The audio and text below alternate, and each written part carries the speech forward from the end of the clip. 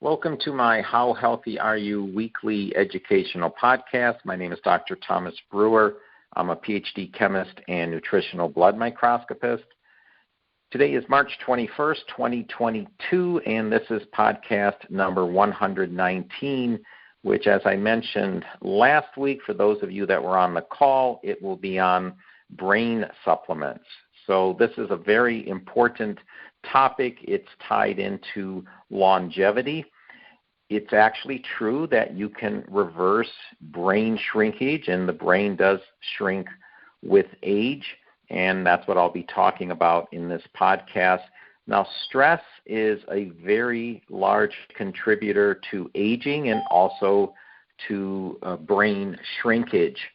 So it is capable of forming new neurons at any age, and that's really important to know that we can make new neurons, meaning new cells, new connections in our brain at any age.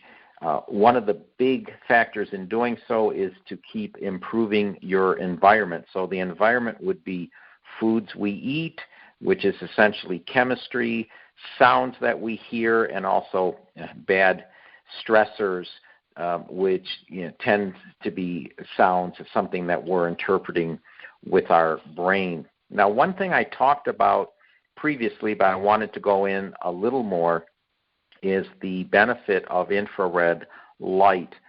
So infrared light actually restores mitochondrial function. So the mitochondria are the power cells, the energy producers in a cell, and we are made up of thousands and thousands, in fact, there are trillions of cells in the human body, and they all have a mitochondria, and the mitochondria really control the energy, and they're the energy centers. So that's where a lot of the aging occurs. So infrared light restores their function. Infrared light will even penetrate bone and muscle. So what I recommend is to get in the sun, not just for the UV, but you can even be in the shade and just look at the ground or look at trees or grass or flowers. The infrared will reflect off those surfaces. You can also look at a candle, especially before bed, or look at a fire flame, and this will provide infrared light. It'll get into your system, and it will benefit you. So that's a real easy one. Now, very important is keeping your blood sugar stable. This is a very aging problem, meaning it decreases longevity when your blood sugars go up and down. The best thing here is to reduce sugar intake. I've talked about this numerous times. The things you'll want to do is when you do consume sugar, pair it with fiber or some sort of good fat, such as medium-chain triglyceride. That's actually in the newsletter this week, so you can take a look at that.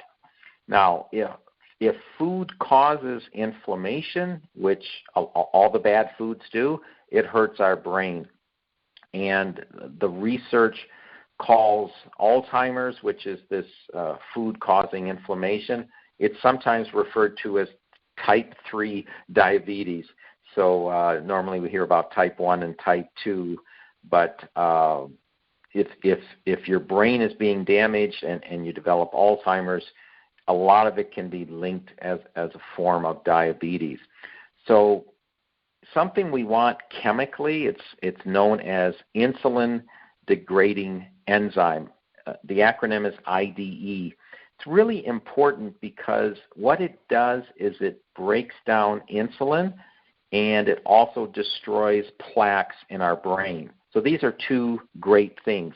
The problem is this insulin-degrading enzyme can't do both at the same time. It can't break down insulin, and it can't destroy plaques in our brain. So what we need to do is go into some form of cyclical ketosis. So in ketosis, the fuel you're burning is coming from fat. So cyclical ketosis will fuel your brain, and it keeps your neurons from becoming insulin resistant. This is the balance. We want to fuel the brain and not be insulin resistant. So if we alternate between fat, which is ketosis, and glucose as our fuel, and that's typically where we are, consuming most any carbohydrate, we're in this range where we're using sugar or glucose as a fuel, but we want to alternate between using fat as a fuel. Now, this is the exact definition of the slow-carb diet, or even some variations of it. And if we go into too much ketosis, where we're using fat as fuel, our cells get lazy and they develop insulin resistance. Now, this may sound strange, because how can you be insulin resistant if you're not using a lot of insulin, because you're not consuming these sugary carbohydrates? But the bottom line here is insulin resistance will occur if insulin's too high or too low. And this is that delicate balance, and that's why being in cyclical ketosis, where you're using fat as fuel and glucose or carbohydrates as a fuel. Now, low ketone levels, most but not all of the time, is really what we want. We don't want zero ketone levels, but we want some ketones in our brain, and this is the ketosis and where we're burning fat. An easy way to do this is to always have a little bit of brain octane oil. These are the C8, 8 carbon atom oils. Sometimes it's known as MCT oil or cleaned up MCT oil, but it'll have some name like that. Sometimes it's called octane oil or C8 oil. And if you consume a very small amount when you consume carbohydrates, you raise your ketone levels even in the presence of these carbohydrates. So you keep that balance where you're cycling between ketosis and not.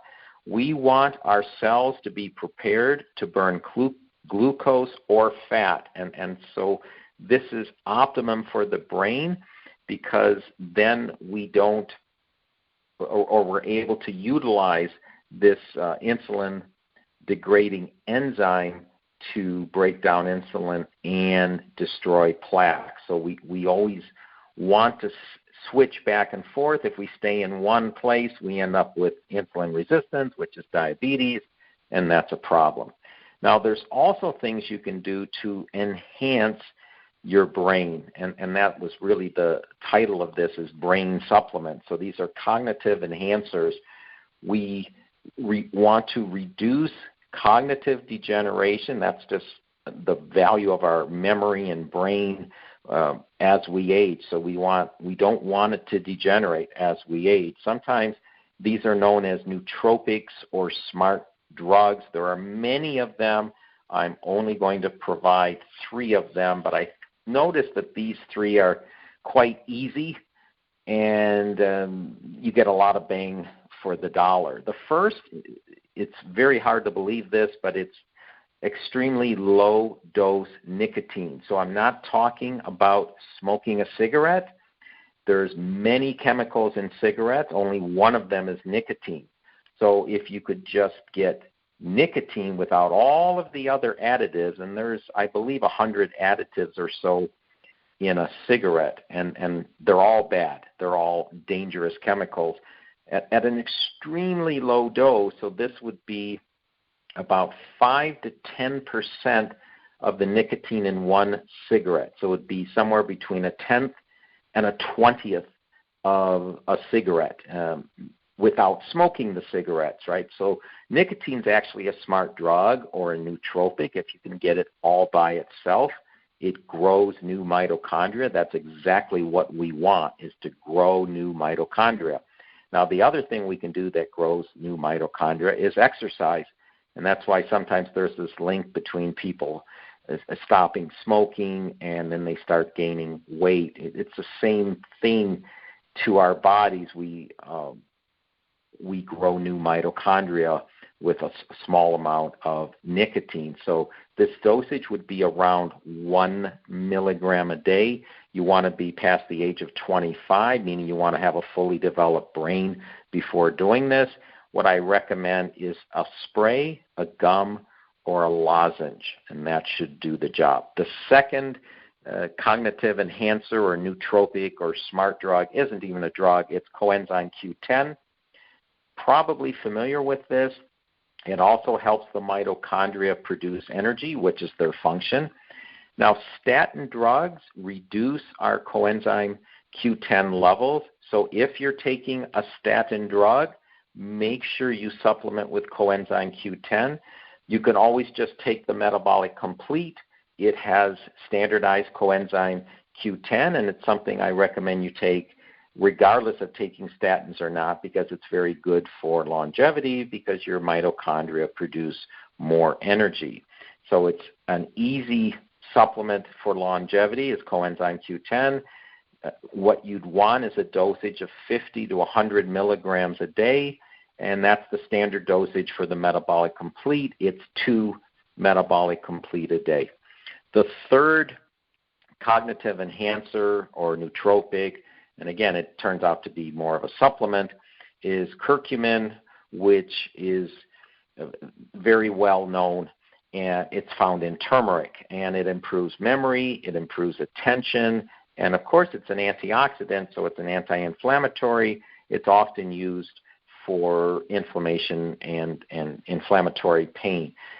Curcumin is best taken as a supplement, and you can find it right on my website, so that would be an easy way to get curcumin or turmeric. Now that concludes this podcast. Please subscribe and hit the like button if you enjoy my podcast, and as always, thanks for listening.